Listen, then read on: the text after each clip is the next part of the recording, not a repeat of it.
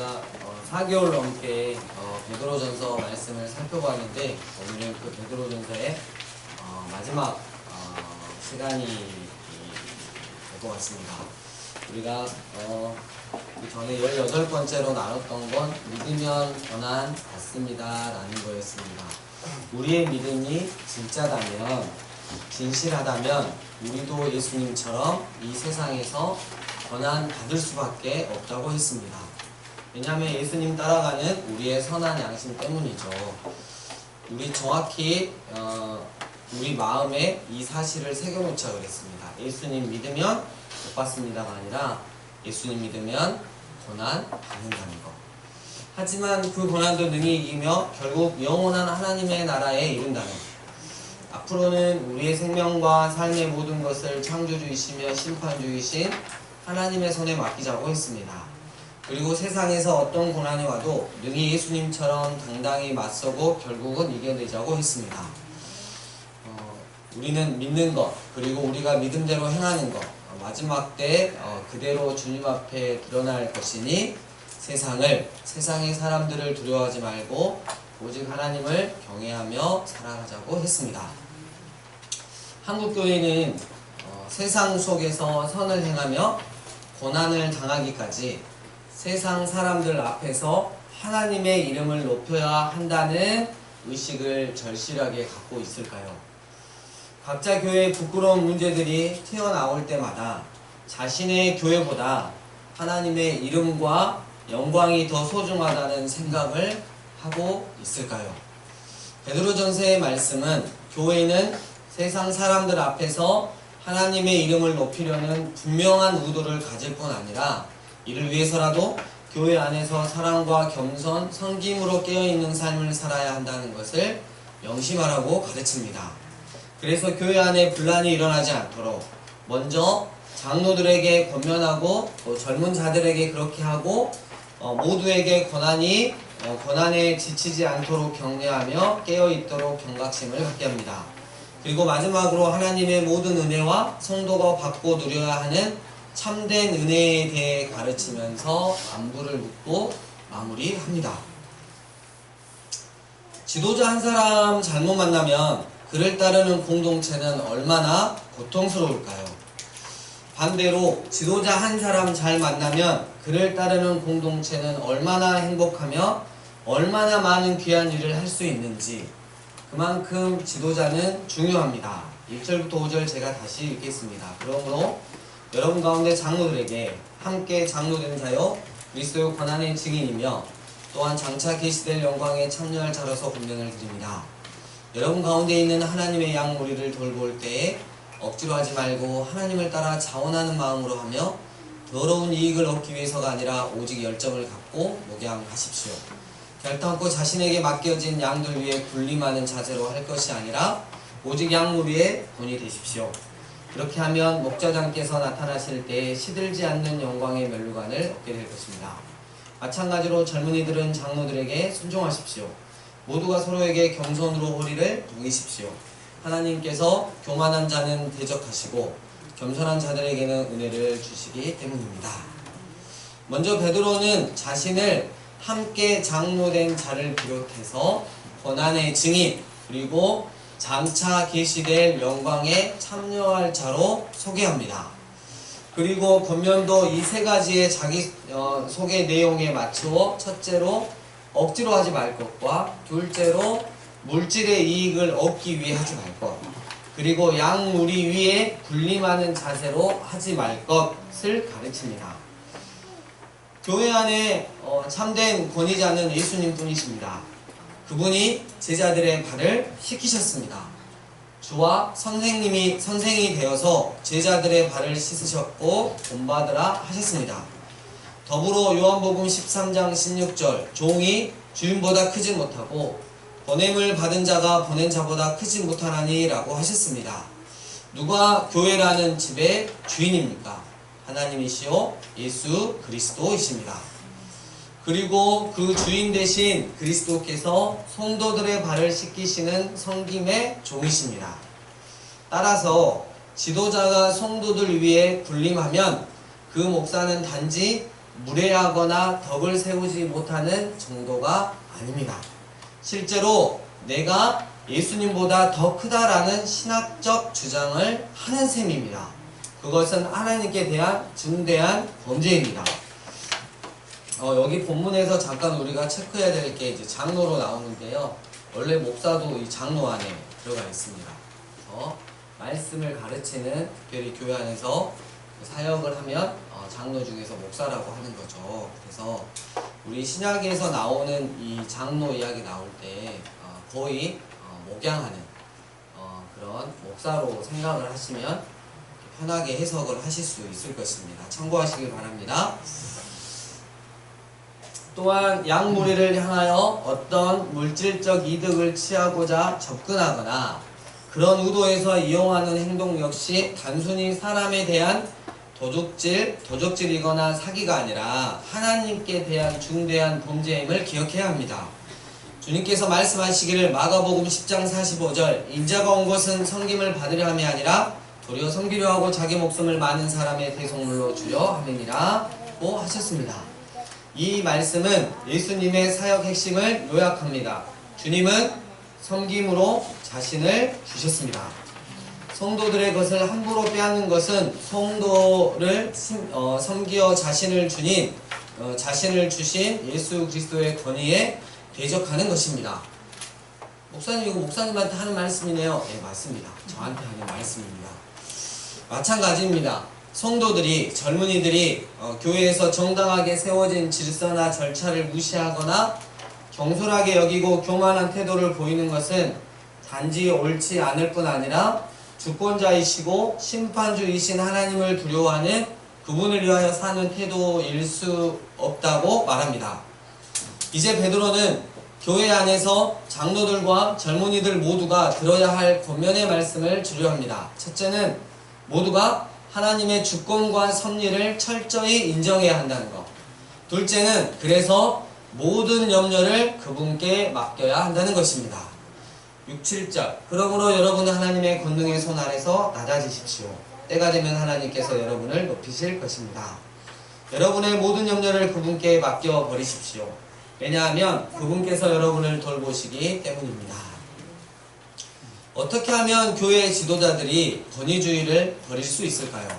어떻게 하면 물질적인 이득을 위해 사역하는 악하고 어리석은 일을 그만두게 할 수 있을까요? 베드로는 하나님의 권능의 손을 의식하고 그 아래 낮아지는 길이 최선이라고 제안합니다. 하나님의 권능의 손 아래서 또 우리 자신을 낮출 이유가 또 하나 있습니다. 염려 때문입니다. 염려는 어떻게 극복해야 할까요? 염려는 내가 감당해야 하는 문제가 나보다 클 때 생깁니다. 제가 예를 들면 100만원 가지고 있는데 일이 터졌는데 70만원 정도 들어요. 그럼 염려하지 않아요. 100만원 가지고 있는데 1000만원이 들어가거나 1억이 들어간다면 그때부터 염려가 되는 거죠. 사람은 세상 앞에서 항상 작습니다. 교회도 세상의 적대감과 넘치는 악 앞에서 위축될 수 있습니다. 선뜻 극복하기에는 크고 두렵기 때문입니다. 그래서 베드로는 하나님의 권능의 손을 언급합니다. 하나님이 심판하시고 구원하십니다. 아무리 혼란스럽고 황망해도 두려워 떨거나 당황할 필요가 없습니다. 전능하신 하나님께서 통제하고 계십니다. 바닷물이 그 경계를 넘지 못하듯이 마귀의 괴롭히며 회방하는 일도 악의 격동과 풍랑도 모두 전능하신 하나님의 통제 아래 놓여 있습니다. 모두 정한 때에 정한 분량만큼만 허락된 일입니다. 그러므로 다만 하나님의 나라와 그의 뜻을 구하고 있다면 지나친 염려를 하는 것은 불신앙에 가깝습니다. 전능하신 하나님, 이 모든 것을 통제하고 계시며 주관하고 섭리하시는 하나님을 신뢰하지 못하는 불신앙입니다. 하나님께서 하셔야 하는 일을 하나님께 맡기고 종은 주인이 맡긴 일에 충성하면 그뿐입니다. 종이 주인이 해야 하는 염려를 할 필요가 없단 말이에요. 종된 우리의 일은 그 주인이신 예수 그리스도를 믿고 그분을 사랑하는 일입니다. 나머지 염려들은 하나님께 맡기라고 했습니다. 그 염려들은 모두 하나님의 권능의 손으로 처리되는 데에 달려 있습니다. 그것은 하나님의 몫입니다. 하나님의 일을 자신이 하면 안 됩니다. 마찬가지로 자신이 해야 할 일을 또 하나님께 맡겨서도 안 됩니다. 염려는 모두 주님께 맡겨야 합니다. 우리는 주님께서 맡기신 일에 전념해야 합니다. 그것이 믿음이요 지혜이며 종된 겸손한 도리입니다. 그래서 겸손한 사람은 모든 염려를 자기가 스스로 지지 않고 도리어 하나님께 모두 던져버립니다.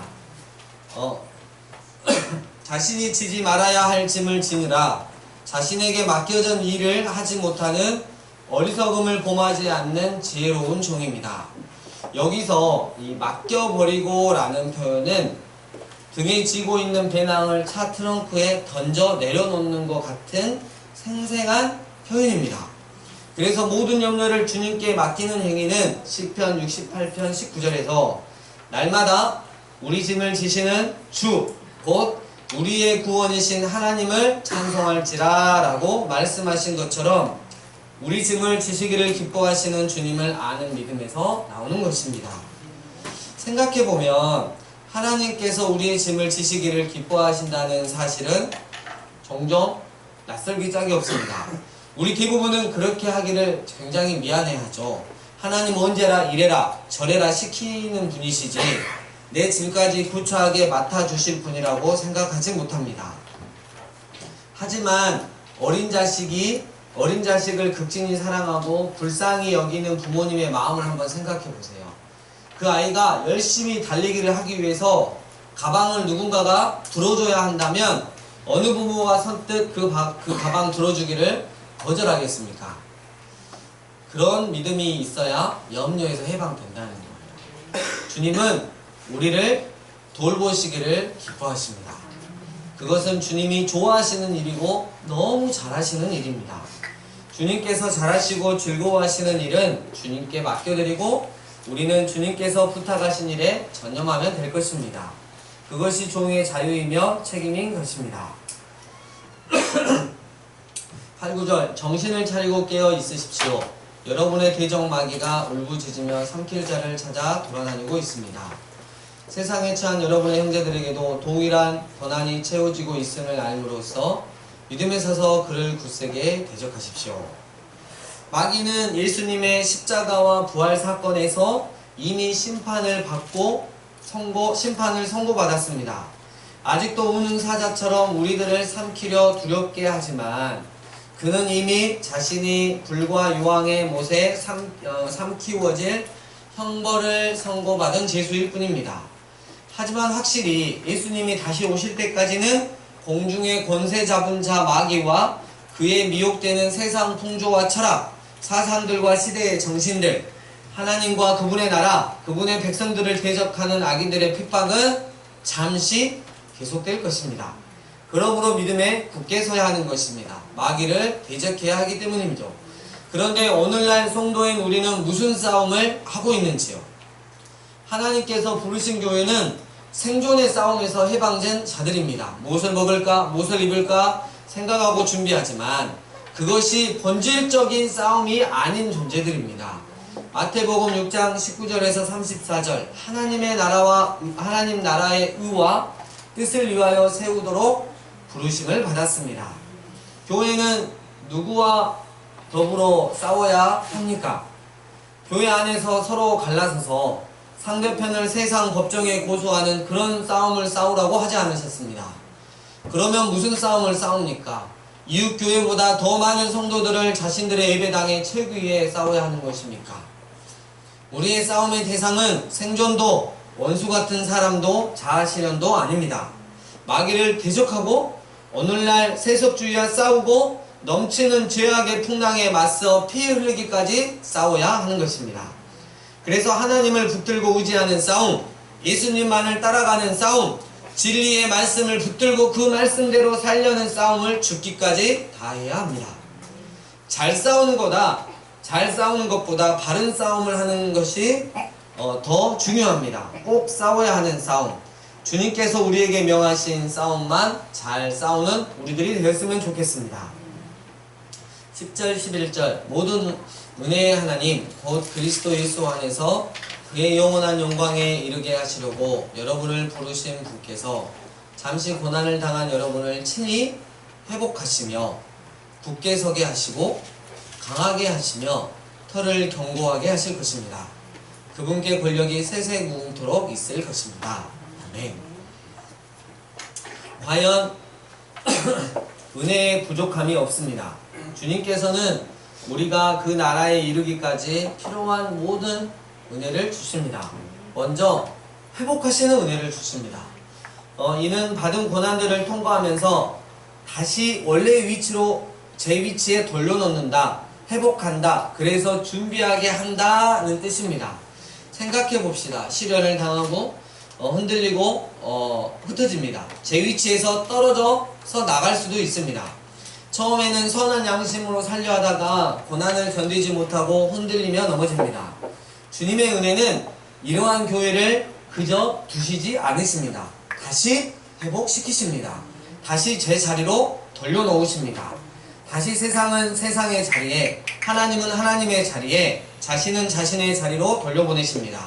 부르심을 받아 나온 세상에 다시 빠져 들어가지 않게 건져내십니다. 주님의 부르심의 목적인 영원한 영광이라는 최종 목적지를 다시 향하도록 식어지는 소망을 다시 뜨겁게 하십니다. 악을 악으로 갚지 않도록 계속해서 하나님과 예수 그리스도를 아는 양심으로 세상 사람들의 양심조차 부끄럽게 하는 그런 길에 서 있도록 계속해서 위로하시고 격려하시며 진리의 말씀과 넘치는 은혜로 회복하십니다. 그래서 하나님의 은혜는 우리가 제 위치에서 벗어나지 않게 하시는 은혜입니다. 다음으로 굳게 서게 하시는 은혜를 주십니다. 우리를 영원한 영광으로 부르신 하나님께서는 세상에서 잠시 고난으로 흐트러진 우리를 제 위치로 회복시키실 뿐만 아니라 그 위치에서 견고하게 하시고 또한 대항하여 맞서는 은혜를 베풀어 주십니다. 여기서 굳게 서게 하신다는 뜻은 고정시켜 흔들리지 않게 세운다는 의미입니다. 제 위치에서 더욱 굳어지는 것입니다. 이제는 이전처럼 쉽게 흔들리지 않게 됩니다. 견고해집니다. 더구나 다가오는 고난과 환난 앞에서 움츠러들고 피하는 것이 아니라 맞서서 굳게 서게 됩니다. 이것이 하나님의 은혜의 역사입니다. 5장 9절에서 마귀를 대적하라고 할 때 그 의미와 거의 유사합니다. 대적하기 위해서는 우선 자신이 하나님 앞에서 믿음 안에 굳게 서야 합니다. 바로 그것을 의미합니다. 그 다음으로 강하게 하는 은혜를 주십니다. 믿음에 마땅한 싸움을 싸우려면 강해야 합니다. 무릇 전쟁에서 승리하려면 강한 힘이 당연합니다.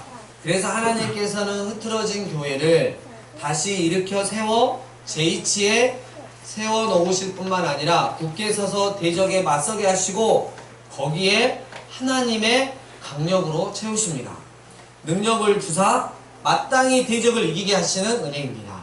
강하게 하실 것이다 라는 말씀은 오늘날 흔히 스태미나라고 하듯이 어떤 일을 넘치는 활력과 좌절되지 않는 끈기로 기어코 해낼 수 있는 강력한 힘을 가리킵니다. 이제 주님께서 주신 은혜가 점진적이고 단계적으로 더욱더 온전하게 만드는 방향으로 가고 있음을 우리는 알 수 있습니다. 실로 그러합니다. 우리를 은혜로 부르신 하나님께서 그리고 그 영원한 영광의 목적을 은혜로 약속하신 하나님께서 우리로 하여금 그 길에서 실패하지 않도록 다시 회복시키시고 굳게 세우시고 그리고 강하게 하십니다. 할렐루야. 이것이 하나님께서 우리와 동행하시며 하고자 하시는 역사이며 주시는 은혜의 내용입니다. 우리는 결단코 이 길에서 실패할 수는 없는 것입니다. 마지막으로 털을 견고하게 하시는 은혜까지 주십니다. 털을 견고하게 한다라는 표현 속에는 고물을 지을 때 그 기초돌이 되는 반석, 다이아 같은 이미지가 포함되어 있습니다. 베드로는 이미 예수님께서 살아있는 돌로서 교회의 머릿돌이 되셨음을 선포했습니다. 또한 예수님께서 반석 위에 지은 집에 대한 비유를 말씀하시며 주춧돌을 반석 위에 놓는다고 하셨을 때나 우리의 마음 가운데 계신 예수 그리스도와 그의 사랑 안에 뿌리를 내리고 터가 굳어진다고 할 때, 그리고 믿음에 거하고 터 위에 굳게 서서 복음의 소방에서 흔들리지 말라는 말씀에서도 이와 유사한 이미지가 드러납니다.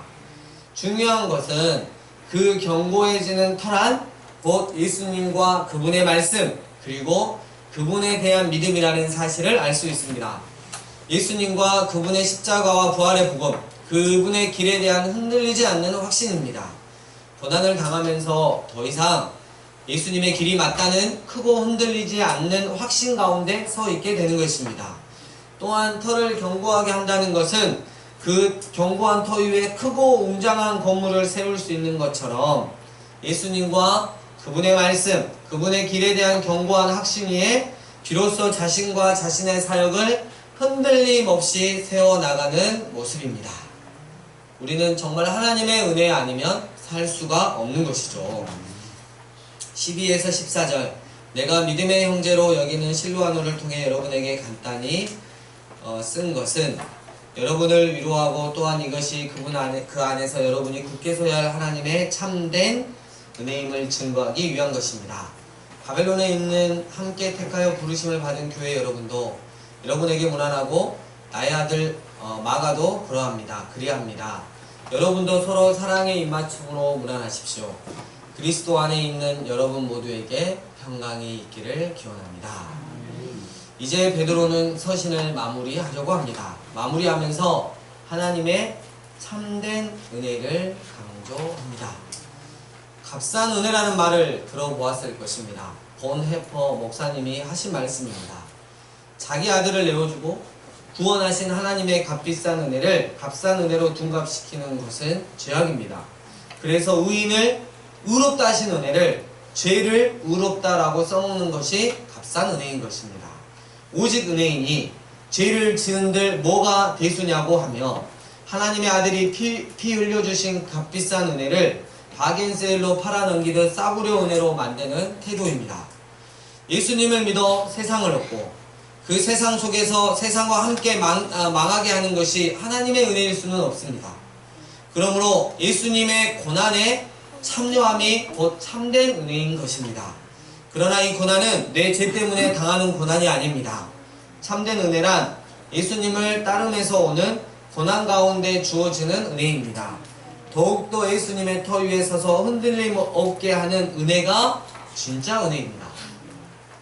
그것은 값비싼 은혜를 받는 올바른 방법이기도 하지만 그것을 통하여 세상을 지나서 진정으로 하늘의 영광에 이르게 한다는 점에서 참된 은혜입니다. 세속 한복판에서 우리 예수님의 길을 따릅시다. 거듭난 심령에 회복된 양심, 곧 선한 양심으로 은혜와 진리로 악을 이기고 정복하는 십자가의 길을 따릅시다. 그 고난의 길이 참된 은혜의 길입니다. 은혜를 원하거든 참된 은혜를 받으시길 바랍니다. 말씀을 정리합니다. 주님의 교회 안에서 목사는 마지못해 억지로 하지 말 것과 물질적 이익을 얻기 위해 하지 말 것, 그리고 약물이 위해 군림하는 자세로 하지 말 것을 말씀합니다. 이 말씀 마음에 새기고 무슨 일이든 예수님보다 작아지는 죄종이 되겠습니다. 또 공동체 모두에게도 말씀하십니다. 하나님의 주권과 섭리를 철저히 인정할 것과 모든 염려를 그분께 맡겨야 한다는 것. 하나님의 마음을 잘 헤아려서 하나님의 뜻 가운데 살아간다면, 우리의 주인이신 예수님을 믿고 그분을 사랑한다면 우리의 염려들은 하나님의 권능의 손으로 처리될 것입니다. 주님은 우리를 돌보시기를 엄청 기뻐하시는 분이십니다. 주님의 돌보심을 받아 우리는 마귀와 세속주의와 넘치는 죄악의 풍랑들과 맞서 싸워야 할 것입니다.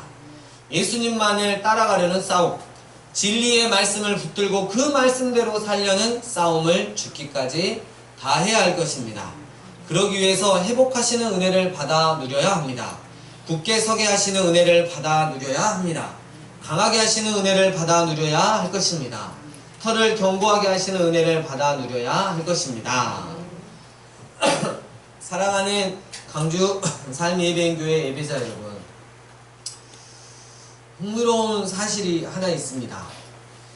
이 베드로 전서의 원문의 첫 문장이 베드로로 시작합니다. 그리고 맨 마지막 문장은 그리스도로 끝납니다. 맨 마지막 문장, 여러분 모두에게 평강이 있기를 기원합니다, 이거였는데요. 그게 아니고 이게 원문을 보면 모든 자들 그리스도 안에, 파신토이스에는 크리스토라고 맨 마지막에 그렇게 끝나요. 그래서 베드로전서가 베드로란 단어로 시작해서 그리스도라고 하는 단어로 다 끝난다는 것이죠. 저희 이것을 곰곰이 생각하다가 우리 너네스쿨 학생들이 청소할 때 늘 하는 사다리 게임이 생각이 났어요. 하나만 넘겨주세요. 예, 제가 이 말씀을 정리할 때 진하연 학생이 저 옆에서 깝죽깝죽 했는데 제가 그리라고 했어요. 저 사다리 게임이 있는데요, 베드로를 사다리 게임에 참여시켜 보았더니 이러한 결론이 나왔습니다. 하나만 더 넘겨주시면, 베드로에서 출발을 하면 저 빨간 줄을 따라가는 거죠. 네, 빨간 선을 쭉 따라가서 밑으로 가면 어디로 떨어지죠? 예수님으로 딱 떨어지죠. 양쪽에는 마귀가 있는데. 그래서 베드로는 제가 그런 결론을 내렸어요. 분명히 예수님으로 끝낸 인생이구나, 예수님으로 끝난 인생이구나, 그것을 알았어요. 그렇다면 제 이름도 넣어봤거든요. 동일하게 나오는 거더라고요. 여러분 이름도 넣으려고 하는데 제가 잘 모르니까 여러분 이름도 이렇게 일일이 한번 넣어보세요. 제가 딱 넣었는데 띠디디디디디디디 해가지고 예수님으로 끝내지는지.